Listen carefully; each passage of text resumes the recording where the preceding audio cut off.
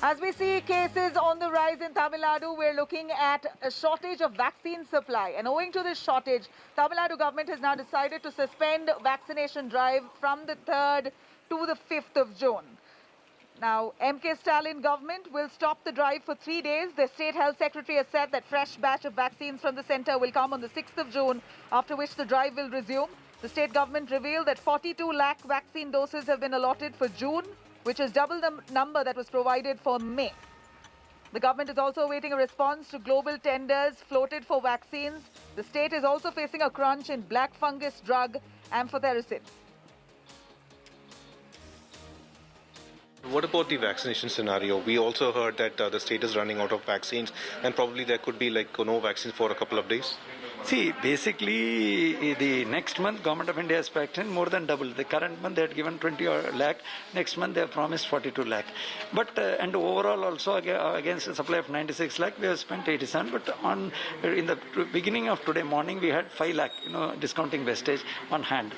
Knowing the pace, it will last for 2 days. But the first available supply from the next month, and the current month we have 1.74 to be given, which may land up in the next 2 or 3 days. But otherwise, we are hoping to get the vaccines only in 6th, based on the supply logistic line, which is already made. It is not as if that sudden change. So there is likely to be a break of 2 to 3 days because of logistical issues.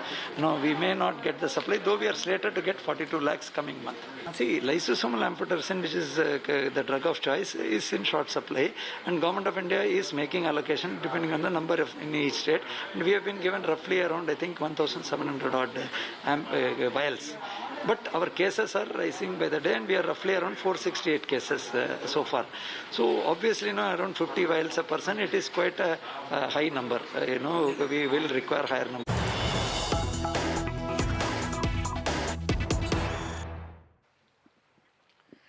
We have some big news coming in. Tamil Nadu MLA as well as Chief Minister Stalin's son Udayanidhi Stalin has now made a big request for the centre to deploy or supply vaccines that is due to the state of Tamil Nadu.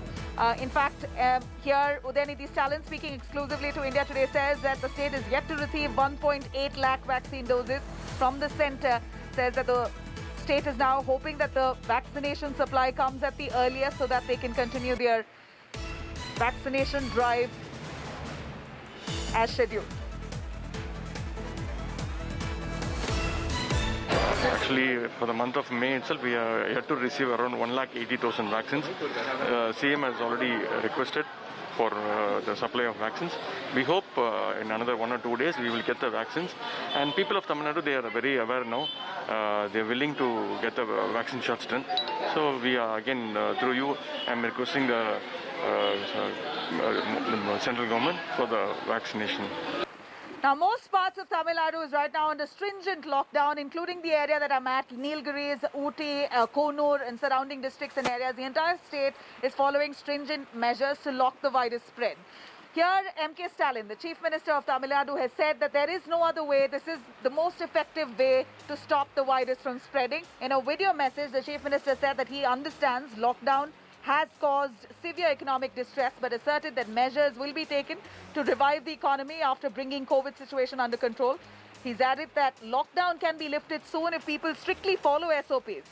On Sunday, Chief Minister Stalin has been visiting hospitals. He was in fact seen wearing a PPE kit, walking into hospitals in Coimbatore, Erode, Tirupur. Here's what he says. முழு ஊரடங்கு பிறப்பிக்கப்பட்ட 24ஆம் தேதி முதல் சென்னை உள்ளிட்ட முக்கிய நகரங்களில் corona பரவல் படிப்படியாக குறைஞ்சிக்கிட்டு வருது. சென்னையில் 7,000 எட்டின பாதிப்பு இப்போ 2,000ஆக குறைஞ்சிடுச்சு. இன்னும் ஒரு சில நாட்களில் முழுமையாக குறைஞ்சிடும். ஊரடங்கை நீடிச்சுக்கிட்டே போக முடியாது. அதுக்கு விரைவில் முற்றுப்புள்ளி வச்சாகணும். அதுவும் மக்களாகிய உங்கள் கையில் தான் இருக்கு. While coronavirus has indeed been unsparing to most parts of India, there are some pockets that have managed to escape the wrath. Coimbatore's Isha Foundation, which is located in the, close to the outskirts of Coimbatore, and surrounding areas, villages, at least 43 villages, have somehow managed to outbeat the virus largely. I've taken a good look at what the ashram follows and what the villagers there have learned from there. Let's take a listen.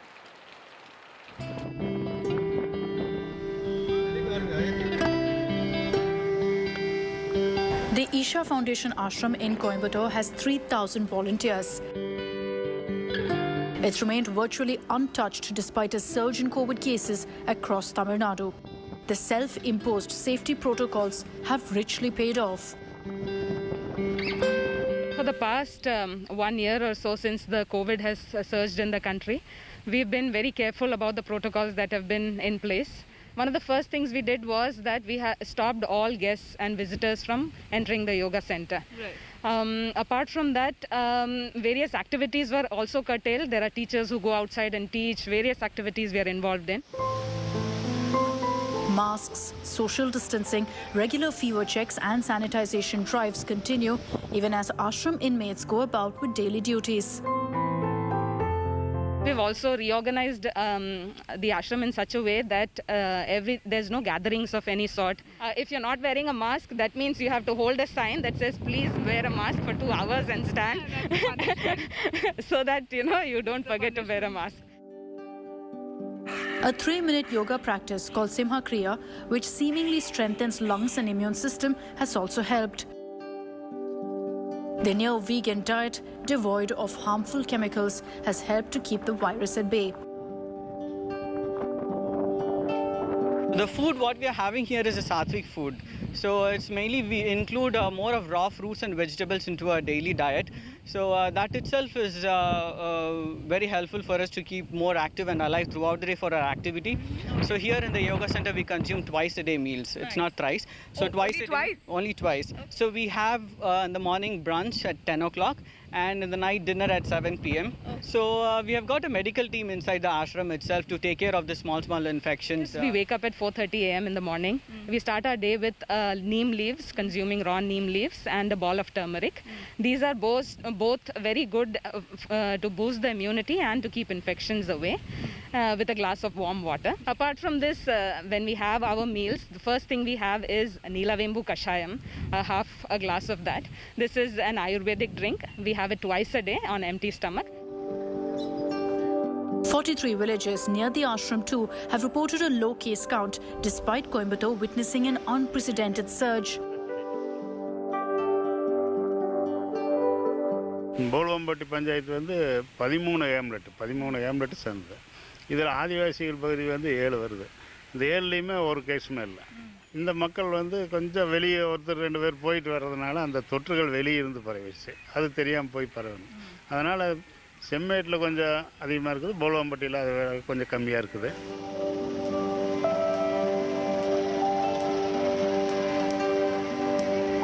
Ashram volunteers provide the famous Kashayam concoction made up of herbs to 1 lakh residents of these 43 villages, also teaching yoga lessons and COVID awareness.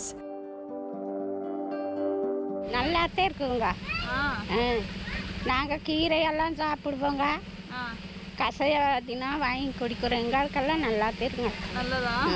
Corona வந்தில்லை? இல்லைங்க. நல்லா சூப்பராக இருக்கா. இது குடித்தனால சளி காய்ச்சல் ஏதாவது இருந்தாலும் போயிடுதுங்க.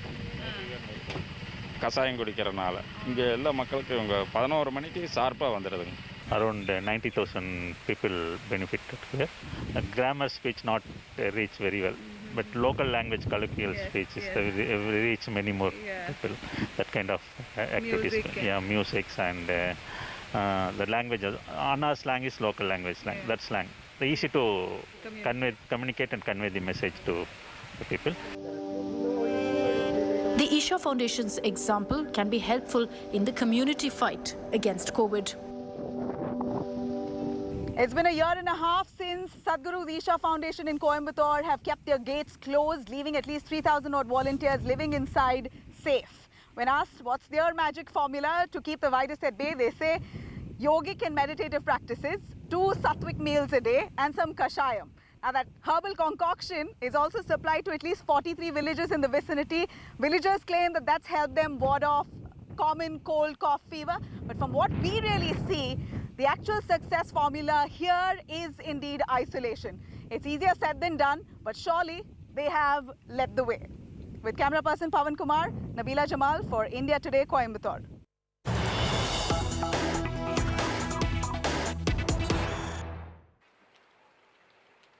We have some big news coming in. Sacked Health Minister from Telangana, TRS founder member Itala Rajender has now rebelled against the KCR government. In fact, he's rebelled against the party chief and the Chief Minister KCR. He meets with BJP top brass in Delhi. State BJP reacts, says Chief Minister KCR is losing his iron grip on the party with senior leaders rebelling against him. TRS hits back, says it's the strategy of BJP to get the powerful leaders in their party. TRS says similar episode in Bengal where Suvendu joined the BJP. There is a change in the political equilibrium of Telangana state politics. CM KCR is steadily but surely losing grip on the government and the party. For the last 7 years, CM KCR had an iron grip on the party and the government, and today he is slowly losing it as senior leaders are now rebelling against him. So they have been sabotaging their attempts how to lure some politicians who think that they are beyond Mr. KCR. Bharatiya Janata Party's plan of West Bengal, we've seen how they have pulled up Suvendu Adhikari. In Bihar, it was Jiten Ram Manjhi or even Ramvilas Paswan's son also, who has been on the same lines. In Uttar Pradesh, Mulayam Singh Yadavji's brother was also tried, an attempt. In Delhi, Arvind Kejriwal ji ke saath Kiran Bedi ji were there during the movement, they pulled Kiran Bedi ji in. So this is nothing new. These are the same style of action of Bharatiya Janata Party where they want to try to attract the number twos in the party, powerful people in the party. Cutting across to Ashish, bringing us this story. Ashish, amid the pandemic, the health minister, Itala Rajender, was sacked. Now he's warming up towards the BJP. KCR calls this regular routine. What more do we know?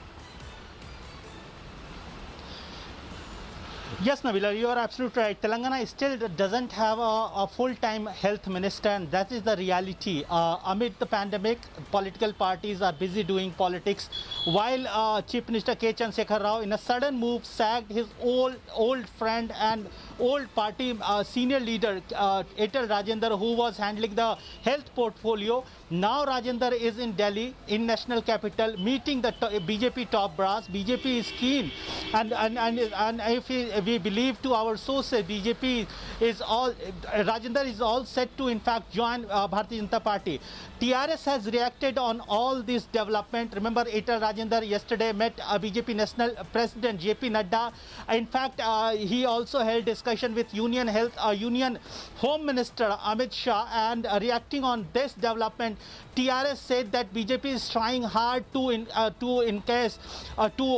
gain some kind of recognition in Telangana, but TRS believe that its Chief Minister, its party president K. Chandrasekhar Rao is nowhere concerned or nowhere affected with all this development.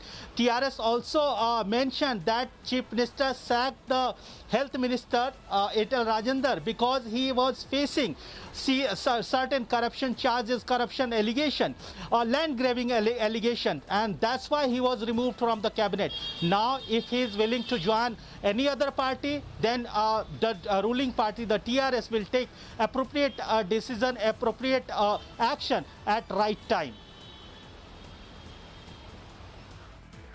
Ashish, thank you very much for joining us with those details. We know that the pandemic is raging at a time like this. This is certainly not the focus. Let's quickly cut focus here. Attention to Andhra's magic drug that was almost approved, in fact has been approved by the Andhra government. In fact, Andhra Chief Minister Jagan Mohan Reddy held a high-level meeting on Monday to discuss the herbal concoction that's being distributed by Anandaya, who's an Ayurvedic practitioner in Nellore district. The state government has permitted the administration of 3 traditional supplements, except eye drops, based on the CRAS report. In fact, the state government withheld permission to Anandaya's eye drops, as complete report on it is yet to be submitted, and that might take about 3 weeks' time. Officials, however, have clarified now that usage of other drugs shouldn't be stopped, as there are no conclusions that the traditional concoction will reduce COVID. Authorities have also stated that COVID-19 protocols shall be strictly followed during the distribution of these supplements. Remember, during the pandemic, here's the Andhra government who's approved some traditional medicines that they claim will help in COVID's fight but will not cure COVID. But nonetheless, it's approved by the government formally. This is very happy to confirm that state government and our Chief Minister Jagan Mohan Reddy has accorded permission to Anandaya Ayurveda medicine. So medicine preparation and distribution will be started at the earliest following COVID norms, and we are all happy to inform the public that the medicine will be given in all other forms also. That is, we are trying to give the medicine directly for few. All right, now amid vaccine shortage in India, Hyderabad has received the largest shipment of Sputnik vaccine from Russia that India has ever handled. This is the largest consignment. The 56.6 metric ton shipment of Sputnik V vaccines was cleared and handled at the GMR-run air cargo facility at the Hyderabad airport. This is the third and the largest vaccine shipment of made in Russia Sputnik vaccines, which has arrived early today. Shipment completed all processes, was distributed and dispatched. In fact, these shipments right now that have reached Hyderabad, here are the visuals that India Today has accessed.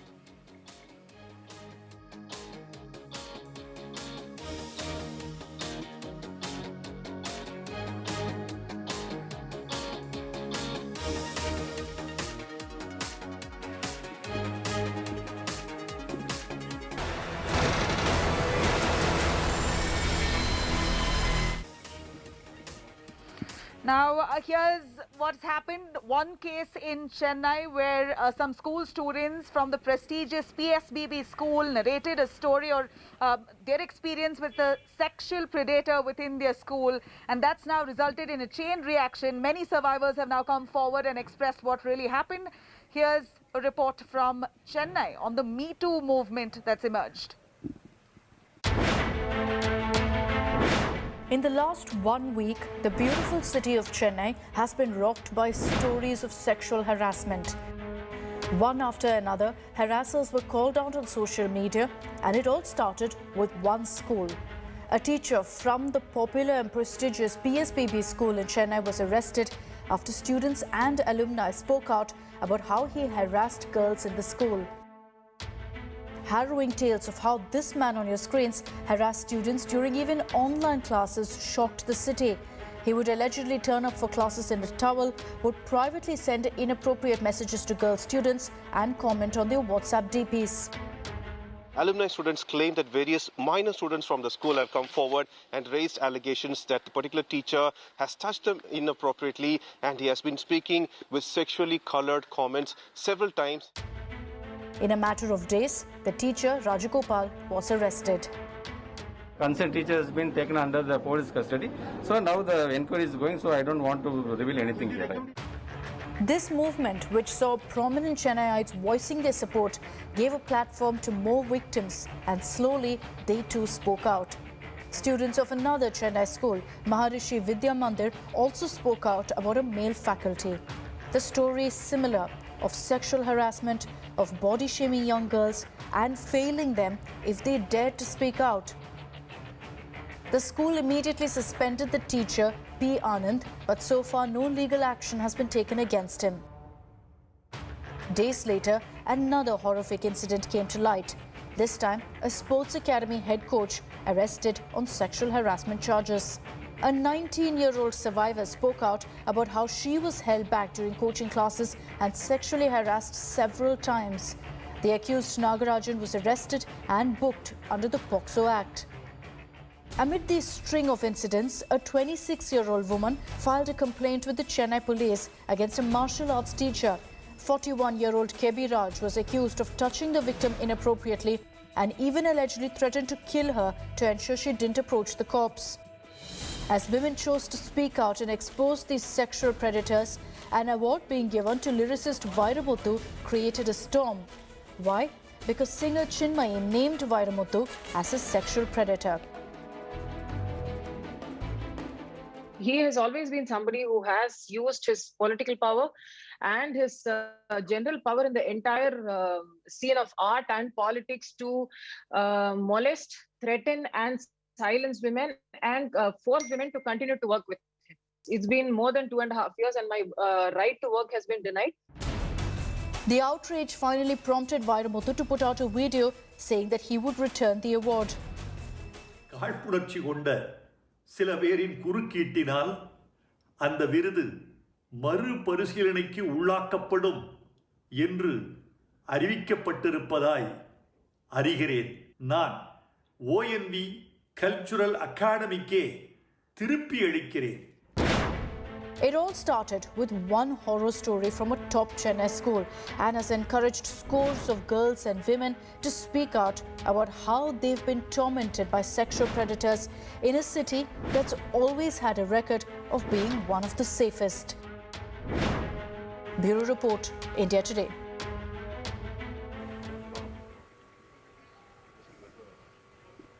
And on that note, it's a wrap on this bulletin right here. I'm going to come back with the top stories from the South at 2 p.m. Stay tuned.